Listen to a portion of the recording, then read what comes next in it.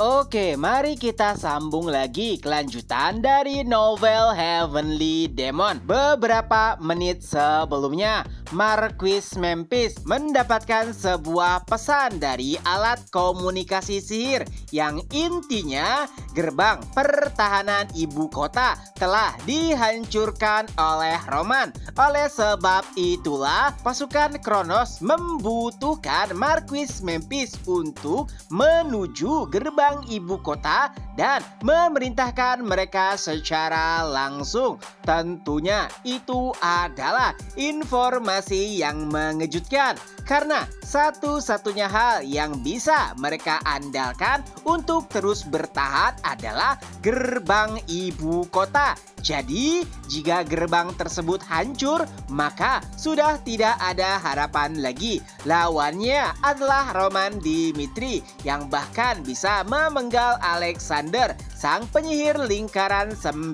Tidak hanya itu, negosiasi juga tidak akan pernah berhasil karena siapapun yang telah membuat masalah dengan Roman pasti berakhir dengan kematian.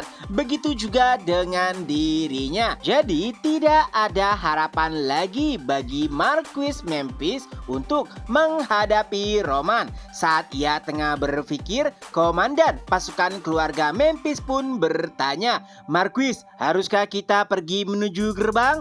Dan jawaban Memphis pun tegas, "Tidak. Untuk apa pergi ke sana? Jika kita ke sana itu sama saja dengan mengantarkan nyawa. Ya, lagi pula tidak ada yang bisa menahan pasukan yang dipimpin oleh Roman Dimitri. Tapi permasalahannya, bagaimana cara untuk bisa melarikan diri? Ya, itulah yang membuat Memphis bingung. Satu-satunya jalan yang mereka miliki adalah lorong rahasia milik Kaisar. Tapi permasalahannya, sebelumnya Memphis telah memerintahkan orang-orang untuk memasukkan asap beracun ke dalam lorong tersebut. Siapa sangka ternyata itu merupakan salah satu rencana Roman agar Memphis tidak bisa melarikan diri. Tapi untungnya Memphis pun mengingat sesuatu, yaitu sebuah ruangan rahasia yang biasanya digunakan oleh Alexander. Dan itulah satu-satunya tempat bagi Memphis untuk bisa bersembunyi. Di sisi lain, setelah mendapatkan informasi bahwa Marquis Memphis melarikan diri, tentu saja itu membuat Alvaro jengkel. Ia tidak menyangka seseorang yang seharusnya menjadi penanggung jawab kekaisaran melarikan diri demi menyelamatkan nyawanya sendiri. Tidak hanya itu, Kaisar saat ini juga ternyata hanyalah boneka dari Alexander. Sungguh situasi yang benar-benar kacau. Lalu tiba-tiba seseorang pun menghampirinya dan berkata, "Apakah kau komandannya?" Dan ternyata itu adalah Chris. Tentunya kemunculan Chris membuat Alvaro terkejut. Siapa yang menyangka bahwa dirinya harus berhadapan dengan kilat Dimitri. Dan tentunya Alvaro juga sadar bagaimana hasil pertarungan jika ia melawan Chris. Tapi walau demikian, Alvaro sama sekali tidak berniat untuk mundur. Karena setidaknya walaupun ia kalah, ia mati sebagai pejuang, bukannya seorang pengecut yang melarikan diri. Alvaro pun mengeluarkan segala yang ia miliki, berharap jika serangan tersebut setidaknya memiliki dampak terhadap Chris. Aura yang meluap-luap terlihat jelas di pedang yang ia gunakan. Setidaknya ia ingin menunjukkan kepada dunia bahwa inilah pendekar pedang Kronos yang dulunya menguasai benua. Tapi sayangnya itulah momen-momen terakhir yang bisa diingat oleh Alvaro. Karena setelahnya dengan sangat cepat Chris pun memenggal kepala Alvaro. Tepat setelah insiden kemenangan Kevin melawan Ares itu membuat Chris lebih berusaha untuk menjadi lebih kuat. Oleh sebab itulah saat melawan Alvaro gerakannya bahkan lebih cepat dari biasanya. Dan itu juga yang membuatnya bisa mengalahkan Alvaro dengan sangat mudah. Di sisi lain, seluruh pasukan Cross yang bertarung nampak sangat putus asa. Ya, mereka telah mengetahui fakta bahwa kaisar mereka hanyalah boneka dari Alexander.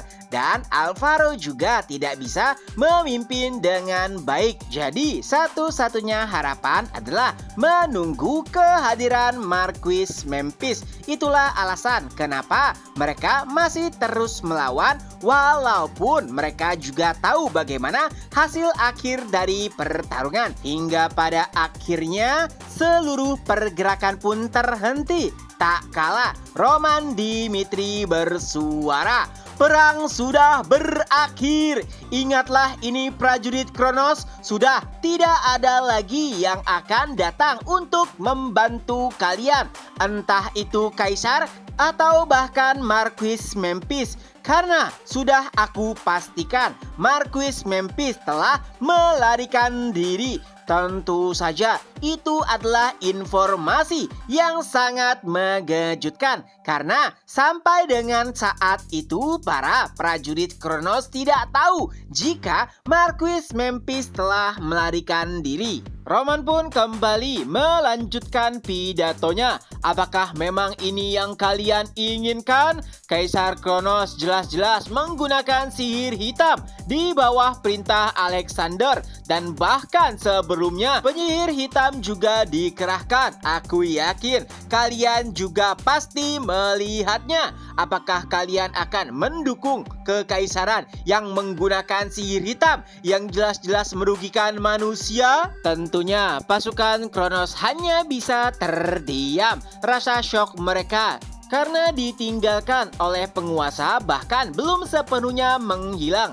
Tapi tiba-tiba seorang prajurit biasa pun memberanikan diri untuk bertanya. Ia mengangkat tangannya lalu berkata, "Bolehkah aku bertanya?" Roman menjawab, "Lanjutkan." Ya, ia hanyalah prajurit biasa yang menggantungkan hidupnya kepada kekaisaran. Tapi ia juga penasaran bagaimana nasibnya selanjutnya. Oleh sebab itulah ia memberanikan diri untuk bertanya yang intinya, "Apakah jika kami menyerah kau akan menyelamatkan hidup kami?" Dari apa yang aku tahu, Roman Dimitri tidak mengenal belas kasihan kepada orang-orang yang berusaha untuk menyerangnya atau bahkan menentangnya. Dan dari sudut pandang prajurit tersebut dari tadi mereka telah berusaha mengincar nyawa-nyawa pasukan Dimitri, yang artinya seharusnya mereka tidak akan pernah mendapatkan ampunan. Lalu Roman pun menjawab dengan jelas, "Jika kalian adalah pembuat keputusan seperti Marquis Memphis, jelas aku tidak akan pernah mengampuni kalian. Tapi jika kalian bergerak hanya sesuai perintah, maka aku akan memberikan kalian kesempatan kedua. Lagi pula aku masih membutuhkan orang-orang yang bersedia melayaniku di masa depan." Itu adalah pernyataan yang jelas. Dan sosok yang bertanya tersebut pun langsung menjatuhkan pedangnya. Ia berkata, "Aku menyerah." Tindakan tersebut langsung diikuti oleh para prajurit Kronos lainnya. Itu berarti pertarungan telah selesai. Setelahnya, Lukas pun memberikan informasi bahwa mereka telah melakukan pengejaran terhadap Marquis Memphis walaupun belum diketahui kemana sebenarnya ia telah melarikan diri. Walau begitu, Lukas akan tetap berusaha untuk bisa menangkapnya.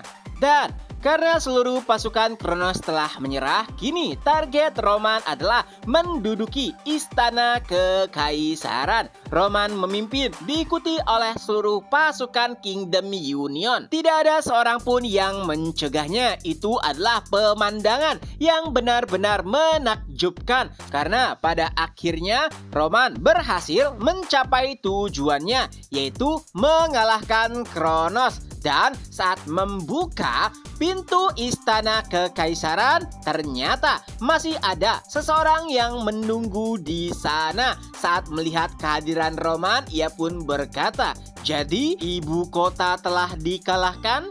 Dan bahkan hanya dalam 1 hari, ya, suara tersebut adalah milik Kaisar Kronos. Ia masih duduk di atas singgasananya, tapi dengan kondisi kurus dan juga sangat memprihatinkan.